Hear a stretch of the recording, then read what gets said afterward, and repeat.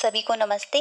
मैं अनीता महिवाल आपको साकेत की अगली पंक्तियां सुना रही हूँ। बिसरता नहीं न्याय की भी दया, बस रहो प्रिय जान में गया।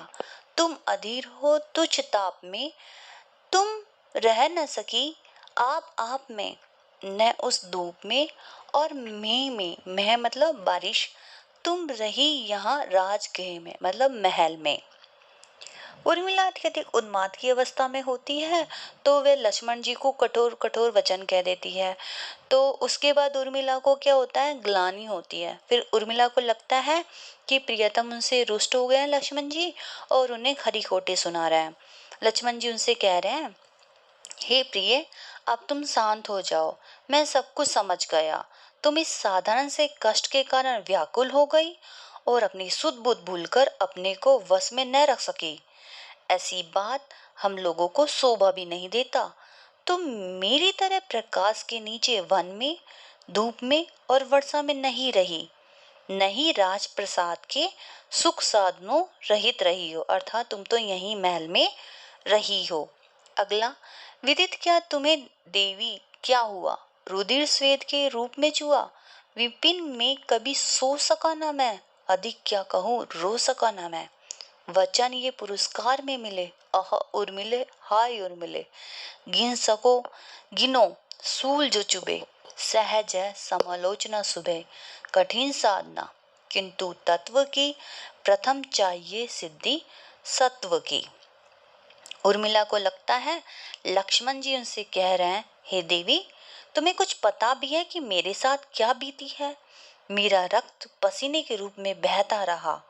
वन में मैं तनिक भी न सो सका। मैं और अधिक तुमसे क्या कहूँ, मैं तुम्हारी तरह रोकर अपनी व्यथा को भी व्यक्त न कर सका।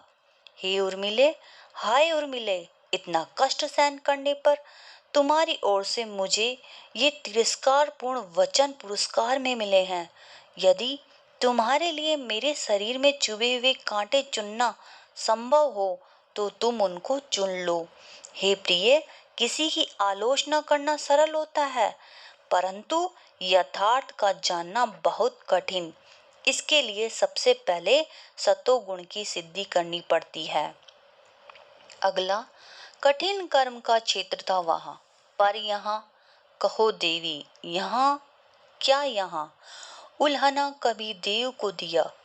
बहुत जो किया नेक रो लिया, सतत पुण्य या पाप सगनी समझता रहा आत्म अंगनी।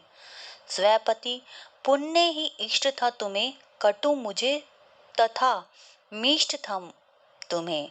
प्रियतम तपो भ्रष्ट में भला, मत छुओ मुझे लौट में चला। उर्मिला को लगता है कि लक्ष्मण जी उनसे कह रहे हैं, वन में मेरे सामने बहुत सी कठिन कर्म क्षेत्र था। देवी, मुझे ये तो बताओ कि यहाँ क्या हुआ। यहाँ पर तो कभी तो देव को उल्हाना दे दिया और कभी बहुत कुछ किया तो रो दिया। इसके अतिरिक्त कुछ भी तो नहीं किया। दूसरी ओर मैं सदैव तुम्हें अपने पाप पुण्य की संगनी समझता रहा और अपनी आत्म संगनी समझता रहा, अर्थात तुम्हें अपने से कभी भी अलग नहीं किया।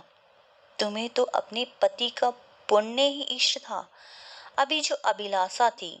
इसी प्रकार तुम्हें जो मधुर था मुझे वे कटु था। प्रिय, क्या मैं तपोभ्रष्ट हूँ? तुम मुझे स्पर्श मत करो, क्योंकि तुम मुझे स्पर्श करोगे तो तुम भी भ्रष्ट हो जाओगी। लो, मैं लौटकर जा रहा हूँ। हे वीरांगनी, तुम सुखपूर्वक रहो। अगला, मुझे फूल मत मारो, मैं अबला बाला वियोगनी, कुछ तो दया विचारो। होकर मधु के मीत मदन पटु, तुम कटु गरल न गारो। मुझे विकलता तुम्हें विफलता, ठहरो श्रम परिहारो। नहीं भोगनी यह मैं कोई, जो तुम जाल पसारो। बल हो तो सिंदूर बिंदु, यह हर नेत्र निहारो। रूप दर्व कंदर्भ, तुम्हें तो मेरे पति पर वारो। लो, ये मेरी चरण धूरी उस रति के सिर पर धारो। उर्मिला कामदेव से कहती है, कामदेव, तुम मुझे फूल मत मारो, मैं अबला वियोगिनी हूँ, मेरी स्थिति को देखकर मुझ पर दया करो। तुम बसंत के मित्र हो, सबको आनंद देते हो। तुम चतुर हो, इसलिए तुम्हें उचित अनुचित का ज्ञान है। तुम मुझे इस तरह परेशान मत करो। तुम पुष्पों का प्रहार मुझ पर करते रहोगे तो मैं व्याकुल उठती हूँ और तुम्हारा श्रम बेकार हो जाता है। तुम यह न कर अपने श्रम का परिहार करो। मैं भोग विलास में रत स्त्री नहीं हूँ, अतः मुझे मादक जाल में पसारना तुम्हारा बेकार है। तुम में यदि बहुत शक्ति है ना, तो तुम मेरे मस्तिष्क पर लगे इस सिंदूर के बिंदु को शिव का तीसरा नेत्र समझो। यदि तुम्हें अपने रूप सौंदर्य का घमंड है, तो तुम मेरे पति पर वर कर दो। मेरी प्रियतम तुमसे कहीं अधिक सुंदर है। यदि तुम्हें रति को ने कामदेव की पत्नी के प्रेम का गर्व है, तो मेरे चरण की धूलि लेकर उसके मस्तक पर डाल दो। अर्थात उर्मिला कहना चाहती है कि तुम्हारी पत्नी रति का सौंदर्य तो मेरे सामने धूल के बराबर है। अगला, मेरे चपल यौवन बाल अंचल अचल अंचल में पड़ा सो मचल कर मत साल।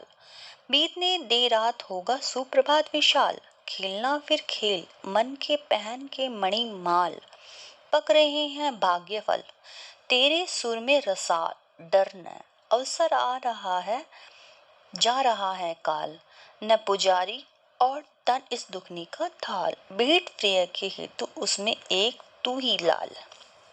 उर्मिला कहती है अपने यौवन से कि हे मेरे चपल यौवन रूपी बाल, तू मेरे अंचल में अचल होकर पड़ा रहे, अर्थात मचले मत। तू बच्चों की तरह मचल कर मुझे कष्ट प्रदान मत कर। ये रात है, विरह का समय है, इसमें तेरा सोना ही उचित है।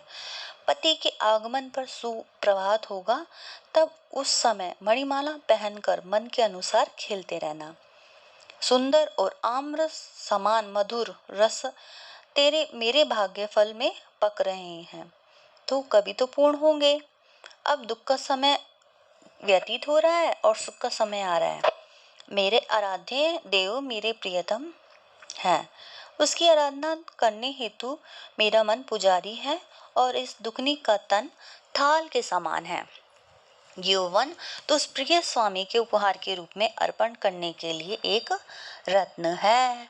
अगला, सिर माथे तेरा ये दान है, मेरे प्रेरक भगवान अब क्या मांगू भला। और मैं फैला कर ये हाथ, मुझे भूल कर ही विभुवन में विचरे मेरे नाथ। मुझे न भूले उनका ध्यान है, हे मेरे प्रेरक भगवान। डूब मची लक्ष्मी पानी में, सती आग में पैठ। ये उर्मिला करे प्रतीक्षा, सहे सभी घर पैठ। विधि से चलता रहे विधान, हे मेरे प्रेरक भगवान। दहन दिया तो भला सहन, क्या होगा तुझे अदय। प्रभु की ती इच्छा पूरी हो, जिसका सबका श्रेय। यही रुदन है मेरा गान, हे मेरे प्रेरक भगवान। उर्मिला भगवान से प्रार्थना करती है कि मेरे प्रेरक भगवान, तुम्हारा वियोग के रूप में दिया गया दान मुझे सिरोधार्य है। मुझे इतना अधिक मिल गया है कि अब मैं हाथ फैलाकर तुमसे क्या मांगू। मेरी यही कामना है कि मेरे प्रियतम मुझे भूलकर श्री राम के साथ वन में अपने कर्तव्य का पालन करे। हे भगवान, मुझे ये वरदान दो कि मुझे हरदम उसका अपने प्रियतम का ध्यान रहे, मैं उन्हें कभी भी ना भूलूं। देवी लक्ष्मी ने जल में प्रवेश करके नारद के सांप से अपनी रक्षा की थी और सती पार्वती ने शिव के शोक के कारण अग्नि में प्रवेश करके अपनी रक्षा की थी। परंतु ये उर्मिला जीवित रहकर अपने प्रियतम की प्रतीक्षा करती रहे और सभी कुछ सहन करती रहे। इस प्रकार मेरा सामान्य जीवन चलता रहे। हे मेरे भगवान, तुमने जब मुझे विरह की ज्वाला दी, तो क्या तुम मुझे सहन करने की शक्ति नहीं दोगे। प्रिय की इच्छा पूरी हो, सबका हित हो, मेरा गान तो विरह है, ये रोदन है। अगला, अवधि शिला का उर पर था गुरु भाल, तिल तिल काट रही थी द्रग जल जार। इसमें उर्मिला कहती है कि उर्मिला के कोमल हृदय पर स्मृति रूपी शिला है, उसका भारी बोझ पड़ा हुआ है, जिसके कारण उसके नेत्रों से निरंतर बहती हुई अश्रुधारा तिल तिल कर कर वो काट रही है। अब ये साकेत की पंक्तियां यहीं समाप्त होती हैं। धन्यवाद।